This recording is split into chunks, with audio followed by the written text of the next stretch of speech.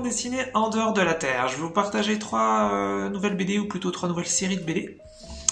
Puisque j'avais déjà parlé d'un petit peu de BD psychique, un petit peu spirituel, et puis dernièrement j'avais aussi parlé de Landfuss de 3, donc une BD sur aussi des capacités psychiques. Et là en fait je voulais vous proposer des BD plus sur donc des scénarios en dehors de la Terre. On pourrait appeler ça extraterrestre, mais extraterrestre ça va nous amener sur genre on va imaginer des êtres finalement non humains, même si peut-être humanoïdes, alors que là c'est pas le cas. Là ce sont dans les trois choses que je vais vous partager, ce sont des humains sur d'autres planètes. Donc c'est-à-dire qu'il y a eu des colonisations en fin de compte. Donc c'est-à-dire qu'on est dans un futur relativement éloigné par rapport à notre époque maintenant, j'imagine. Et on a colonisé d'autres planètes, et donc maintenant il y a d'autres humains qui vivent sur d'autres planètes. Voilà, c'est ça.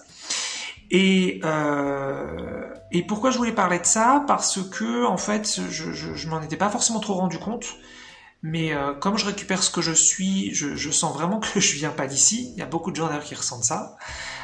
Et en fait, ce genre de bande dessinée, je trouve que ça aide aussi à retrouver un peu ce qu'on est, puisque ça parle finalement d'autre chose qu'ici, et ça nous sort un peu de l'obsession de la Terre que je trouve qu'on retrouve un peu partout. Alors bien sûr, les bandes dessinées, c'est des fictions, mais ça peut tout à fait nous rappeler ce qu'on est. Donc la première que je voulais vous proposer, c'était Retour sur Belzagor. Alors Retour sur Belzagor, c'est 2 tomes qui sont sortis en 2017. Le scénario, c'est Philippe Thirault, je vérifie, c'est ça. C'est Philippe Thirault, et en fait apparemment c'est adapté d'une œuvre connue que j'ai pas lue, il y a eu une colonisation d'une autre planète qui s'appelait à l'origine la Terre de Holman, et là en fait ça se passe donc 18 ans après. C'est pour ça qu'on appelle ça Retour sur Belzagor, parce que le nom d'origine de la planète s'appelle Belzagor, et donc comme si c'est un petit peu comme si on sortait de la colonisation et que elle reprenait son nom d'origine. C'est pour ça, c'est vrai que c'est un petit peu étonnant le titre Retour sur Belzagor, parce qu'on a l'impression que c'est une suite, mais en fait non, c'est bien le début. Voilà.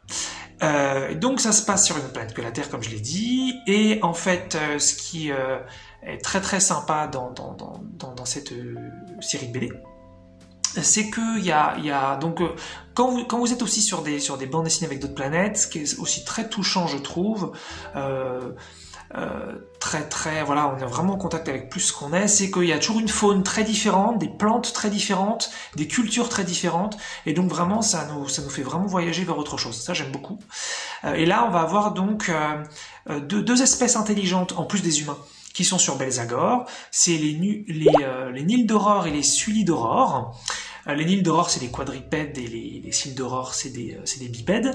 Donc c'est une espèce intelligente, très très intelligente même, qui est sur la planète. Et en fait, il y a un grand mystère autour d'eux.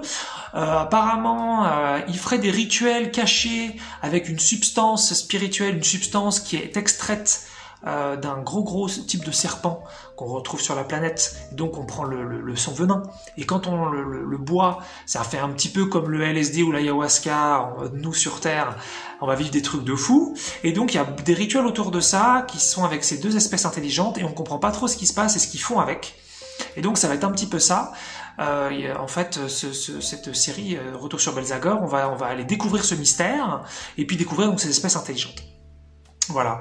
Et voilà. Donc j'avais trouvé ça super joli, très touchant comme je l'ai dit, et puis donc très spirituel, puisque comme je le dis, cette substance prise fait des voyages internes qui sont très très forts.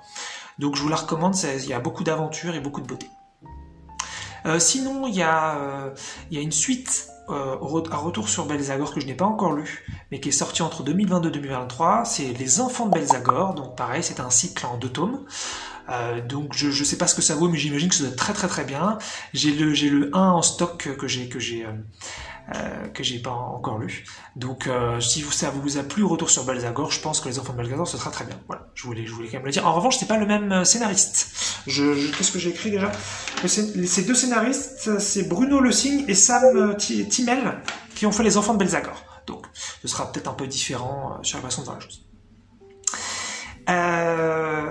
Pour cette deuxième série, pour cette vidéo, je voulais vous parler d'un grand classique qui est Les Mondes d'Aldébaran. Les Mondes d'Aldébaran, c'est vieux et récent. C'est une série de 27 tomes, donc c'est assez énorme. Ça date de 94, le premier tome, jusqu'à donc 2023. C'est-à-dire que c'est encore en cours, hein, c'est pas fini. Et donc moi, c'est quelque chose que j'ai découvert donc, dans mon enfance, hein, puisque je suis né en 89 et c'était des BD qui étaient dans ma famille. On lisait pas tout ça, mais on lisait majoritairement. On était 5 dans la famille, je crois qu'on était 3, peut-être 4, mais on était au moins 3 à lire ça. Donc c'était quelque chose qu'on se passait entre nous. Et en fait, c'est assez génial. Donc ça se passe donc comme pour Belzagor, ça se passe sur des colonies. Voilà, de l'humanité. Et donc la toute première planète, c'est Aldébaran. Et en fait, c'est Léo le scénariste qui en fait est l'acronyme de Luis Eduardo de Oliveira, mais on dit Léo. Voilà, il est connu comme ça. Et en fait, il a fait plusieurs cycles. Il a fait donc 5 tomes sur Aldébaran. Ensuite, c'est 5 tomes sur Bételgeuse. Ensuite, c'est 6 tomes sur Antares. Ensuite, il a fait une sorte de série parallèle qui s'appelait Les Survivants, et où là, va y avoir d'ailleurs des phénomènes quantiques, des phénomènes temporels, donc on retrouve un peu de psychisme là-dedans, donc ça c'est super. Et puis ensuite, il a fait 3 tomes sur... Donc il a fait 5 tomes sur Les Survivants, il a fait ensuite 3 tomes sur Retour sur Aldébaran. Ensuite, il a fait 2 tomes sur Neptune. Donc ça diminue un petit peu. Et là, donc il y a un premier tome de Bellatrix, je sais pas comment on prononce, que j'ai pas moi lu. Donc j'ai lu les 26 tomes, mais j'ai pas lu ce tome-là, qui est sorti donc cette année 2023. Et donc vraiment je vous conseille tout. Et si vous vous dites, mais 27 tomes c'est beaucoup trop, bah lisez sinon seulement les 5 premiers, qui sont donc seulement sur Aldébaran. Franchement c'est génial. C'est pas du tout, je dirais, obligatoire de lire les suites. C'est super intéressant. Mais voilà, les 5 premiers, si c'était seulement ça que vous lisiez, c'est très très très bien. Et donc voilà, on est encore sur notre planète. Et là en fait il va y avoir des phénomènes. Ah oui, on tourne autour de... D'ailleurs, j'ai pas dit tout à l'heure sur Retour sur Belzagor, en fait, le personnage un petit peu principal, c'est Edmund Gunderson. Je sais pas si la prononciation est bonne. Voilà, parce que ça va tourner un peu autour de lui. Et là, en fait, sur les mondes Aldébaran, on va être autour de Kim Keller, donc une femme, plutôt une fille, parce qu'en fait, au début, au tout début de la série, elle est quand même un petit peu adolescente, je crois qu'elle a 13-14 ans, j'ai oublié. Puis après, donc, c'est plus tard, elle commence vraiment à devenir une femme. Voilà. Et en fait, il se passe des trucs bizarres sur la planète. Donc, encore une fois, on est donc sur une faune différente. Il y a donc des animaux différents. Moi, j'adore ça. J'adore les animaux différents. Même si je suis d'accord que sur Terre, on a une diversité d'espèces franchement incroyable.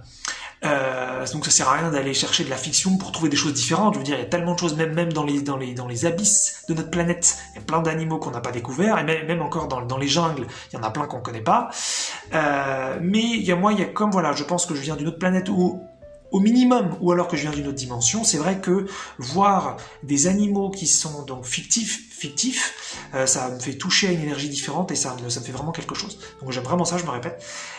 Donc voilà, sur Aldébaran, il y a plein d'animaux différents et c'est super, il y a tout, il y a des trucs agressifs et monstrueux, un petit peu qu'on peut trouver aussi sur Terre, comme les crocodiles, hein, par exemple, mais il y a aussi des choses magnifiques, il y a des animaux incroyables qui sont dessinés.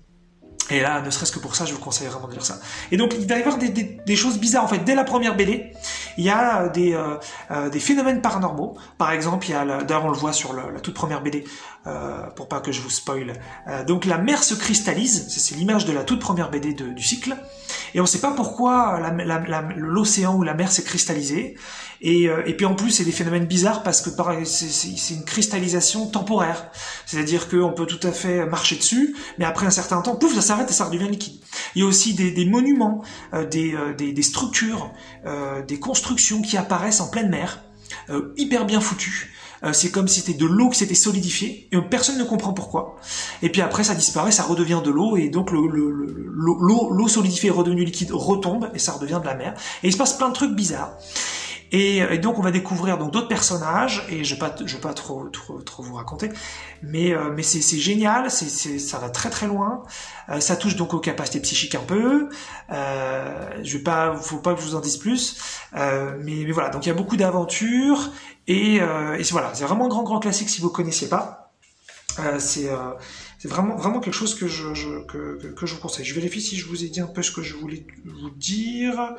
Ouais, voilà, c'est à peu près ça. Et donc, ouais, si vous continuez de lire et que vous arrivez donc à la partie les survivants, effectivement, là, c'est intéressant parce que c'est un petit peu parallèle qui ensuite va revenir sur Retour sur Aldébaran. C'est-à-dire que quand vous avez fini Antares, vous passez sur les survivants avec d'autres personnages qui n'ont rien à voir. Et quand vous arrivez sur Retour sur Aldébaran, il va y avoir un petit peu un mélange entre les deux. Et donc là, on va comme je l'ai dit plus tôt, on va avoir du quantisme, on va avoir des voyages temporels, et ça c'est super bien foutu, c'est trop génial. Donc Léo là-dessus, il a vraiment ouvert, et je trouve ça super. Voilà, donc vraiment une super aventure, et peut-être une reconnexion à soi si vous sentez que vous venez d'ailleurs. Et puis je voulais terminer avec peut-être quelque chose qui m'a beaucoup apporté pendant une période. Là, je l'ai même en physique. Pour la vidéo. Terre lointaine, parce que moi je lis en général en fait tout en e-book. Donc là, vous voyez, c'est Léo aussi. Donc parce que Léo, il en a fait plein, des super bien. Donc je pourrais d'ailleurs vous en parler d'autres, mais pour cette vidéo, je vais me limiter à ça. Et donc Terre lointaine, en fait, c'est marrant parce que j'avais ça en fond d'écran en fait sur mon ordinateur pendant longtemps. Et en fait, c'est donc vu comme ça, effectivement, on pourrait se dire, oh là là, mais qu'est-ce que c'est que ce monstre? Mais non, pas du tout. En fait, il va y avoir beaucoup plus d'humains dans l'histoire que cet être-là. Effectivement, vu comme ça a l'air d'être quelque chose d'assez dégoûtant, d'assez peut-être monstrueux avec nos critères objectifs, nos critères, je veux dire collectifs plutôt, d'objectivisation de la vie humain. Et en fait, donc c'est une espèce spécifique qui s'appelle le Steparnek. Donc ça veut dire que c'est toute une espèce. Et donc là, on est sur la planète Altaïr 3. On va suivre... c'est Paul Claudel, je crois, je vérifie. Ouais, c'est ça. On va suivre Paul Claudel. Ça va être 5 tomes. Ça va être 5 tomes entre donc 2009 et 2012. Et donc Paul Claudel, il arrive je crois de la Terre sur Altaïr 3 avec sa famille, sa sœur et sa mère. Et donc ils cherchent leur père parce qu'il y a une histoire où le père était venu sur Altaïr 3 avant. Et puis je crois qu'ils n'ont pas eu de nouvelles, donc ils vont essayer de le retrouver.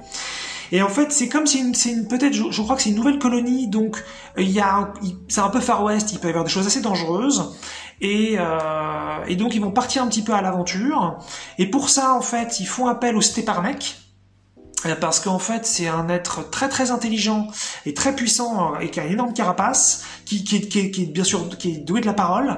Et donc, quand vous partez en aventure quelque part, si vous pouvez avoir un Steparnek avec vous, c'est très très très utile. Et pourquoi ça a vraiment été un coup de cœur pour moi, Terre lointaine, parce qu'en fait, Steparnek, c'est vraiment un être magnifique. Encore une fois, quand on regarde juste la couverture, on se dit oh, qu'est-ce que c'est que ce truc, mais il est sublime parce qu'il a une philosophie de vie où on a vraiment besoin, nous en tant qu'humains, d'apprendre de lui, je trouve, où en fait, il y a pas d'hypocrisie chez lui. Et il est très très intelligent. Hein. C'est pas en plus juste quelqu'un qui voit les choses de façon binaire, quoi. Mais quand il voit quelque chose de désagréable que font les humains, par exemple s'il voit une agression dans la rue, il se dit mais pourquoi est-ce que vous faites ça? C'est désagréable ce que vous êtes en train de faire. Arrêtez tout de suite. Et en fait c'est génial parce qu'il pense un petit peu comme un enfant mais dans le bon sens du terme. Et donc il stoppe aussi les agressions. Il peut stopper des choses qui se font parce qu'en fin de compte il considère que la vie ça doit être agréable, ça doit être joyeux, ça doit être beau et que tout le reste doit disparaître. Et il pense que comme ça. Mais ça me correspond tellement sur trop de points. Et en fait, par exemple aussi au tout début de la BD, quand Paul Claudel il essaye de demander au Steparnek. Donc là, je vous spoil un tout petit peu, mais vous allez voir, c'est 3 fois rien. Il essaye de demander au Steparnek de venir avec lui dans sa recherche, dans son aventure, dans sa démarche. Le Steparnek, en fait, c'est génial parce qu'on peut pas le payer. On peut pas le payer pour qu'il vienne avec nous. Il faut le motiver, il faut l'intéresser. Et c'est exactement ma façon peut-être de voir l'échange sur beaucoup de sujets. C'est-à-dire que le Stepanek, en fait, la seule chose qu'il a à gagner à venir avec vous, c'est que ce soit une aventure intéressante pour lui, qu'il ait des choses belles à voir, qu'il ait des choses belles à vivre, c'est tout. Et si c'est le cas, il vient. Mais c'est pas parce que vous allez le payer ou que vous allez lui faire du troc avec lui qu'il va venir. Non. Et j'adore sa façon de penser. Vraiment, il est génial. Alors, il apparaît pas sur les 5 BD, je crois qu'il est vraiment présent dans 3 BD sur 5. Et donc il est bien sûr présent dans la première BD. Mais vraiment il m'a beaucoup touché, donc je vais pas vous en dire plus sinon ce serait vraiment du spoil, mais il y a vraiment eu plein de moments où les humains ils ont un comportement vraiment bizarre, même pour nous en fait, mais nous on est habitués en tant qu'humains parce qu'on est vraiment trop tordus, et lui il arrive, il m'a arrêté ça tout de suite, c'est désagréable, arrêtez. Et puis il arrête le truc quoi. C'est trop bien. Et on se dit mais putain, mais on devrait tous penser comme lui quoi. Voilà, donc ça c'était vraiment le gros coup de cœur. À côté de ça, bien sûr, on est encore sur notre planète, donc il peut y avoir le côté touchant, avec, je veux dire, la faune différente, et puis la culture différente, donc ça c'est super bien. Mais vraiment, c'était la philosophie de vie, moi qui m'avait beaucoup plu sur ces personnages. Voilà, il pense vraiment agréable, il faut que les choses soient agréables, toutes les choses désagréables doivent être arrêtées, il pense efficacité, fonctionnalité, et puis il est hyper résistant à plein de trucs, et voilà, c'est un super ami en même temps. Enfin voilà, franchement trop génial. Et donc j'adore parce que quand on voit ça, on se dit vraiment mais qu'est-ce que ce monde, qu'est-ce que c'est que ce truc horrible, et en fait c'est un être magnifique quoi. Et j'adore, ça permet aussi peut-être de sortir un petit peu des discriminations qu'on pourrait avoir a priori comme ça. Voilà, donc c'est tout je pense pour cette vidéo. Je vous ai tout dit, je crois, ce que je voulais vous dire. Donc ça vous fait non pas 3 BD mais 3 séries de BD, hein, parce que si on additionne tout ça fait 27 plus 5 plus 4, hein, ce qui nous fait 36 BD donc à lire. Mais voilà, si les Terre Lanterne c'est seulement 5, vous pouvez lire pour retour sur Belzagor, vous pouvez lire peut-être que les 2 premières, moi j'ai pas lu les 2 d'après, les enfants de Belzagor, donc je peux pas vous dire ce que ça vaut, je pense que ça va être très bien. J'ai vu les notes, c'était un petit peu moins bien noté, mais je pense que c'est très bien quand même. Et puis les mondes d'Aldébaran, c'est vraiment trop ouf aussi. Voilà, j'aurais aimé peut-être vous en dire un petit peu plus sur ce qui se passe, parce qu'il y a vraiment quelque chose de particulier aussi, mais voilà, ce serait vraiment trop spoiler, donc je peux pas vous le dire. Donc lisez les 5 premières et vous verrez, voilà, c'est autour des phénomènes paranormaux dont je vous parle en fait. Voilà, donc des trucs vraiment qui permettent peut-être de se reconnecter à davantage ce qu'on est, à se dire mais vraiment peut-être que je viens d'ailleurs. C'est pas pour rien que moi quand je lis ce genre de trucs, ou que quand je regarde des films qui parlent de ça, je sens un truc à l'intérieur de moi qui me fait mais il y a quelque chose qui me touche, il y a quelque chose qui me touche, il y a mon ventre qui me parle quoi. Donc voilà, ça peut être un indicateur. C'est pas juste oh je suis diverti et c'est sympa ce que je dis, non, il peut y avoir un truc beaucoup plus profond.